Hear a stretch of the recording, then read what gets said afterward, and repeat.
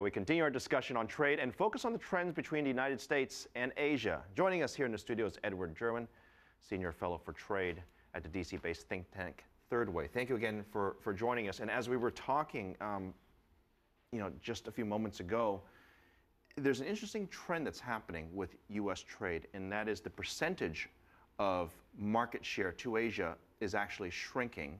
However, the nominal number, or the gross output or gross sales of exports, is actually growing. Could you help us explain it as to this phenomenon? Yes, we did a study on this. We did a major report on trends in exports from the United States to the larger Asia-Pacific region.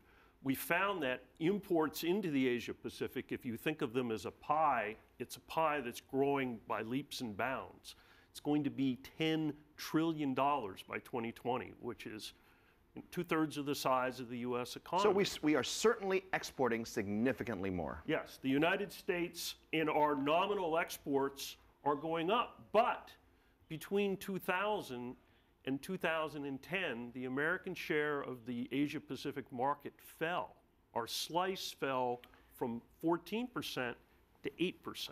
So in other words, there's more competition. There's more competition. It's important, though, for the United States, because if the United States is going to use growth from exports to help the U.S. economy, the United States has to make sure it gets a bigger slice of that pie. You know, this debate is not just about United States with China or Japan or even with Europe. It's really about, has manufacturing or the export-driven industries in the United States lost some edge, or is it that other global economies are becoming much more competitive?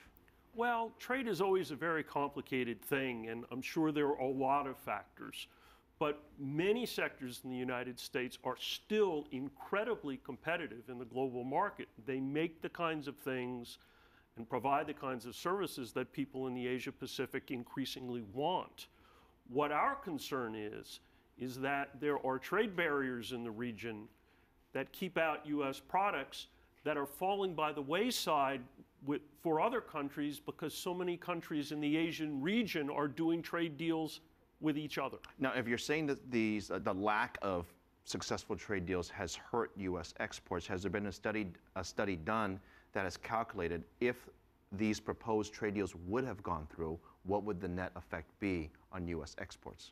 Well, what we did in our study is we looked at what could happen if the United States could get back to the share that it had in the year 2000, and we think those trade deals would be an important part of that. And if the United States by 2020 could get back to a 14% share, we think that would mean $600 billion in additional American exports and about 3 million U.S. jobs, which is huge. I mean, $600 billion is about half of what we export in goods right now. As you look on the horizon to these trade deals, and you're monitoring all of the global big trade deals, what's the single biggest deal that you're looking at that would have the most impact to trade?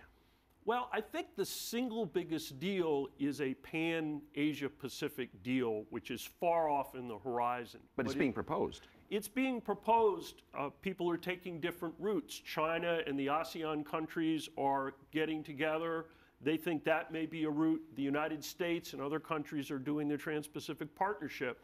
And hopefully they can be, at some point, merged, because studies show that this would benefit everyone in the region, the United States, China, and other countries in the Asia-Pacific region. It's really a win-win. It's a win-win, and certainly one of the biggest stories of the past decade, and likely for the next decade to come as well. Thank you very much for your time. We'll look forward to having you back on again.